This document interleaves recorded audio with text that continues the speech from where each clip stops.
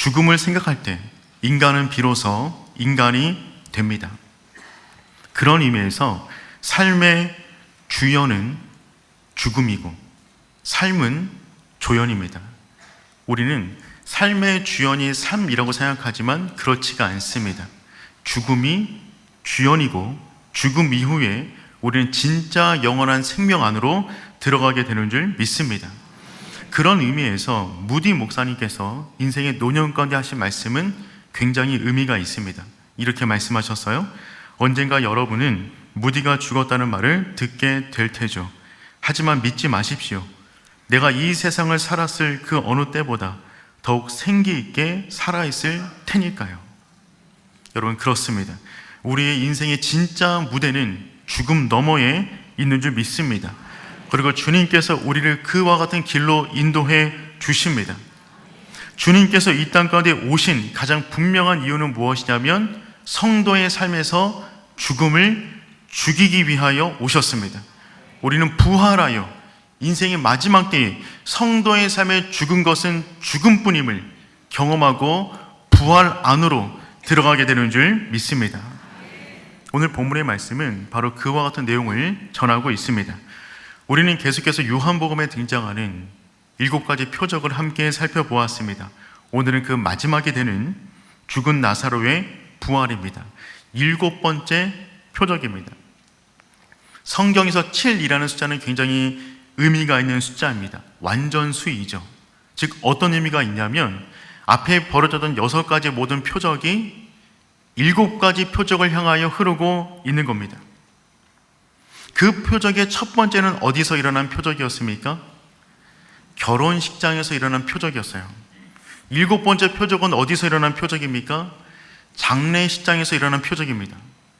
즉 예수님의 7가지 표적의 시작은 결혼식이었으며 마지막은 장례식이 되는 것입니다. 그러니 그 표적 안에 벌어진 모든 내용을 우리가 믿는다면 이 땅 가운데 벌어지는 모든 문제를 능히 감당하게 되는 줄 믿습니다. 첫 번째는 이것입니다. 예수님이 사랑하시는 자도 죽을 병에 걸립니다. 예수님이 사랑하시는 사람도 죽을 병에 걸립니다. 우리 1절 말씀 함께 읽어보겠습니다. 어떤 병자가 있으니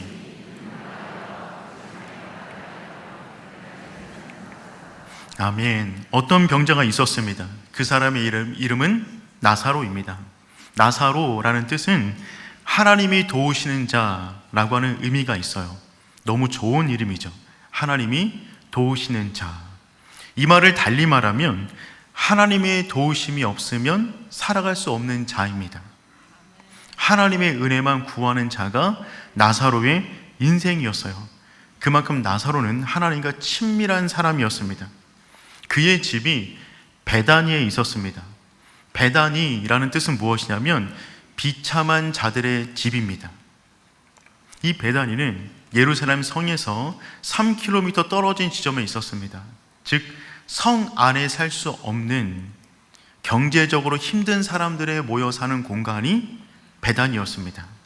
그러니까 이 베다니에 사는 사람들, 그 가운데 나사로에게 문제가 벌어졌다는 말은 어떤 의미가 되는 것이냐면 비참한 자들이 사는 동네에 하나님의 은혜가 아니면 살아갈 수 없는 삶의 인생 가운데 오늘 사건이 벌어졌다는 말입니다. 이들의 모습을 잠시 더 살펴보도록 하겠습니다. 우리 2절 말씀 읽어보겠습니다. 이 마리아는 향유를 주께 붓고 머리털로 주의 발을 닦던 자요 병든 나사로는 그의 오라 비더라. 아멘. 나사로의 동생들이 있었어요. 그 중에 마리아가 있습니다. 마리아는 누구냐면 예수님의 발에 향유 옥합을 부은 여인입니다. 그러니 이 집안 전체가 예수님과 특별한 관계 속에 있는 가정이었어요. 그런데 그런 가정 가운데 나사로에게 질병이 온 것입니다. 이에 누이들은 예수님에게 나사로가 병들었다는 소식을 알립니다. 3절 말씀 읽어보겠습니다. 이에 그 누이들이 예수께 사람을 보내어 이르되 주여 보시옵소서 사랑하신 자가 병들었나이다 하니. 여러분, 누이들이 나사로가 병들었습니다 라고 전하지 않았고요, 그의 이름을 말하지 않고 애칭을 말했습니다. 사랑하시는 자가 병들었나이다. 왜 이렇게 표현했을까요? 이렇게 말을 해도 누구인지 예수님이 아시기 때문에, 예수님과 나사로는 그런 관계였기 때문에 이렇게 말을 전하는 것입니다. 그런데 이 누이들은 사랑하는 자가 병들었습니다라는 객관적인 소식만 전할 뿐 예수님에게 어떤 요청도 하고 있지 않아요. 예수님, 그러니 와서 빨리 고쳐주세요. 한시가 급합니다. 주님이 필요합니다. 이런 요청을 하고 있지 않습니다. 왜? 이 누이들은 예수님에게 어떤 요청도 하고 있지 않을까요? 이들 역시 예수님을 너무 사랑했기 때문입니다. 왜냐하면 지금 예수님은 유대인들이 자기를 돌을 들어 죽이려 했기 때문에 피신 중에 있었어요. 그 가운데 다시금 성 근처에 있는 베다니로 가게 되면 예수님의 목숨이 위태로울 수 있었습니다. 그러니 누이들은 예수님이 너무나 필요한 순간이지만 자신들의 가정일 때문에 예수님을 위기 속에 넣을 수가 없어서 단지 정보만 전하고 있는 것입니다. 예수님께서 이틀 이후에 내가 베다니로 가겠다라고 말씀하시자 제자들이 다음처럼 말을 합니다. 우리 8절 말씀 함께 읽겠습니다. 제자들이 말하되 돌로 치려 하였는데 또 그리러 가시려 하나이까. 아멘. 여러분, 그렇죠. 조금 전에도 돌을 들어 치려 했는데 그리로 또 가십니까? 그러면 죽습니다 라고 제자들이 말리는 장면입니다. 누이들 역시 이 분위기를 알고 있었기 때문에 차마 그 말을 못하는 거예요. 그럼에도 불구하고 이 소식을 전한 이유는 무엇입니까? 와달라는 것입니다. 어떤 의미냐면 와서 도와달라는 겁니다.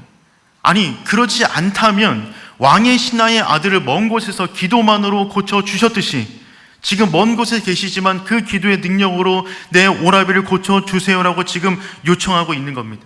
말하고 있지 않지만 그 분위기상 말을 하고 있는 것이죠. 여기서 우리는 한 가지 분명한 사실을 발견하게 됩니다. 예수님이 사랑하는 사람도 죽을 병에 걸립니다. 너무나 당연한 말인데 이 너무나 당연한 말이 내 삶 가운데 벌어지면 당연한 말로 안 느껴집니다. 여기에 우리 인생의 아픔과 고통이 있는 겁니다. 사랑하는 성도 여러분, 하나님이 사랑하는 사람도요 병에 걸립니다. 그 병은 하나님이 우리를 사랑하지 않는 것에 대한 증거가 아닙니다. 사랑받는 사람도 병에 걸릴 수 있습니다. 아멘을 기대하진 않았습니다. 요한복음을 썼던 요한, 그는 자기를 표현할 때 항상 예수님의 사랑받는 제자라고 표현했어요. 그런데 그렇게 많은 사랑을 받던 요한은 제자들 가운데 가장 큰 고통을 당했습니다. 나머지 모든 제자들은 일찍 순교를 당했거나 주의 품에 안겼는데 요한은 가장 오랫동안 살면서 가장 많은 핍박과 어려움 속에 있었어요. 인생의 말년도 그는 밤모섬에 유배되어서 큰 정신적, 영적, 육체적 고통을 당해야만 했습니다. 바울 역시 능력의 종이었지만 그의 기도를 통하여 수많은 사람을 일으켜 세웠지만 그의 아래에 있는 가시를 놓고 기도할 때는 주님께서 3번이나 거절하셨습니다. 그러니 기억하시길 바랍니다. 고난은 사랑의 부재가 아니라 사랑의 또 다른 방식입니다. 그런데 그 고난이 일어난다는 것은 우리가 인정할 수 있겠지만 우리를 더욱더 힘들게 만드는 것은 무엇이냐면 그 고난이 일어나서 주님께 요청을 했는데 주님이 들은 채 하지 않으신 듯한 느낌이 들 때는 우리의 마음이 진짜 무너지는 것입니다. 예수님께서 나사로가 병들었다는 소식을 들었어요. 이때 예수님이 이렇게 반응하십니다. 6절 말씀 읽어보겠습니다. 나사로가 병들었다함을 들으시고 그 계시던 곳에 이틀을 더 유하시고, 이해할 수 없는 행동을 행하십니다. 이틀을 더욱더 지체하셨어요. 뜻밖의 행동이었습니다. 그런데 예수님이 왜 지체하셨는가에 대한 이유를 기록해 놓았어요. 접속사 하나가 그 이유를 설명해 줍니다. 사랑하기 때문이랍니다. 우리가 읽었던 6절 말씀을 원어로 보면 접속사가 하나 들어가 있어요. 운이라는 단어인데 그 뜻은 그러므로, 그래서, 그렇기 때문에 라고 하는 의미가 있습니다. 그러니 5절과 6절을 접속사를 살려서 해석하면 다음과 같은 문장이 됩니다.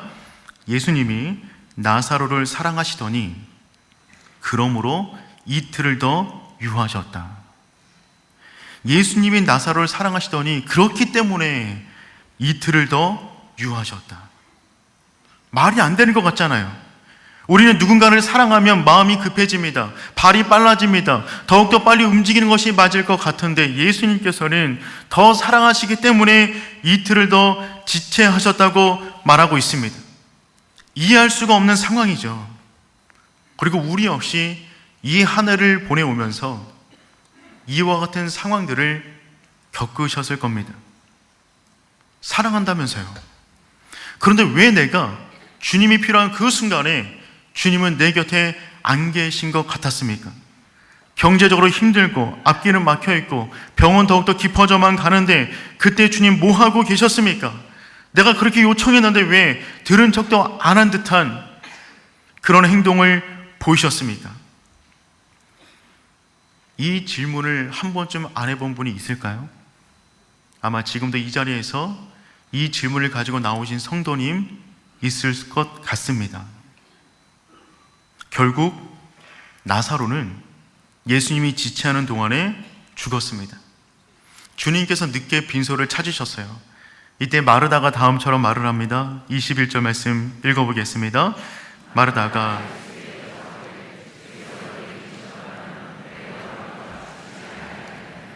무슨 말을 하고 있는 거죠? 섭섭하단 말입니다. 왜 안 오셨어요? 마리아도 말을 합니다. 32절 하반절 말씀 읽어보겠습니다. 주께서 여기 계셨더라면 내 오라비가 죽지 아니하겠나이다 하더라. 무슨 말이죠? 예수님 나 삐졌습니다. 그 정도 말씀드렸으면 알아들으셨어야죠.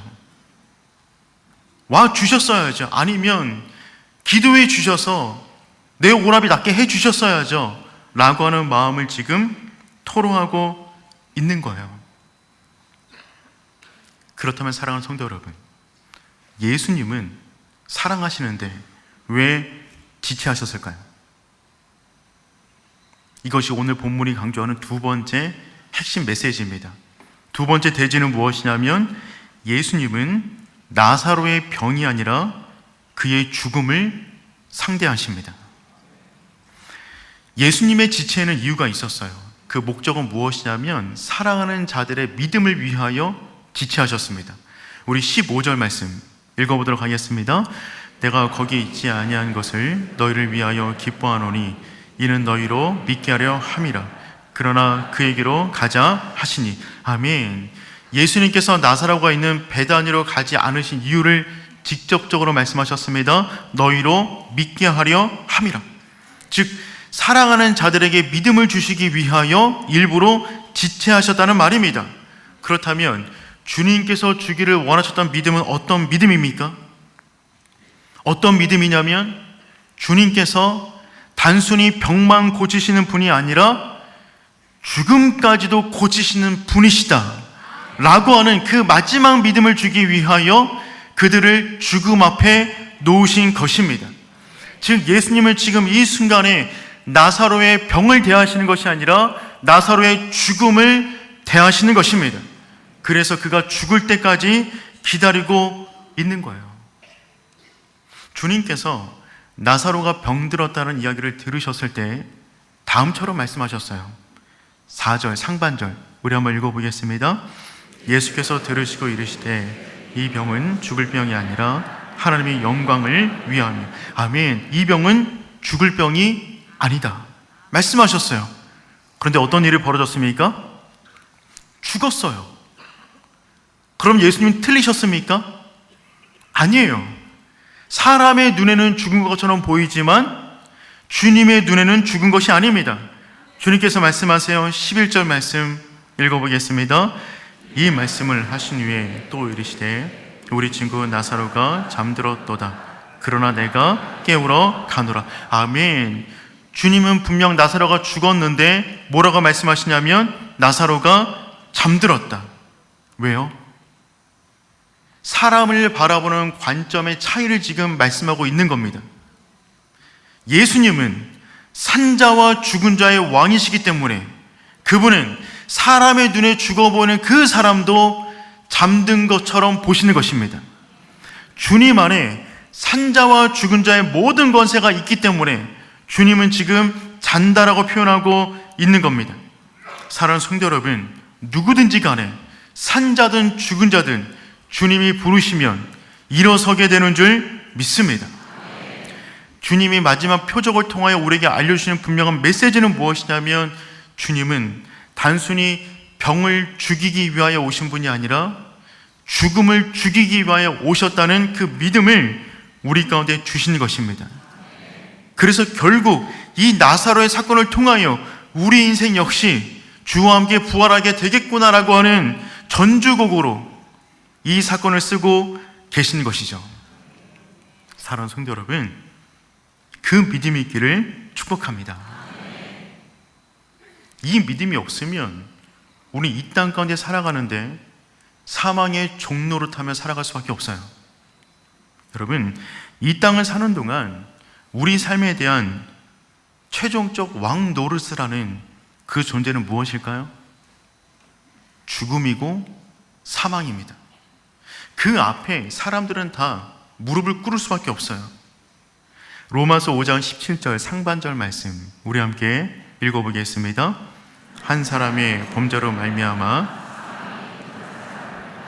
왕노릇 하였은즉, 여러분, 한 사람이 범죄로 말미암아 죄를 지으면 그 죄가 사망을 일으켜 그 사망이 우리 인생 가운데 어떤 역할을 한다고요? 왕노릇합니다. 그래서 죄를 지은 모든 사람들은 너 그러면 죽는다, 너가 그러도 믿음의 사람이라고?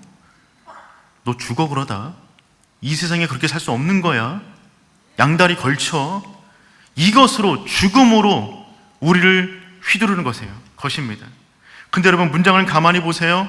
왕 노릇한답니다. 그렇다면 사망이 왕입니까? 아니죠. 흉내내고 있는 거예요. 왕 노릇하고 있는 겁니다. 왕이 아닌데 거짓으로 우리를 죽음으로 위협하고 있는 것이죠. 그 위협에 넘어간 자들은 그 밑에서 뭐 하고 있는 거죠?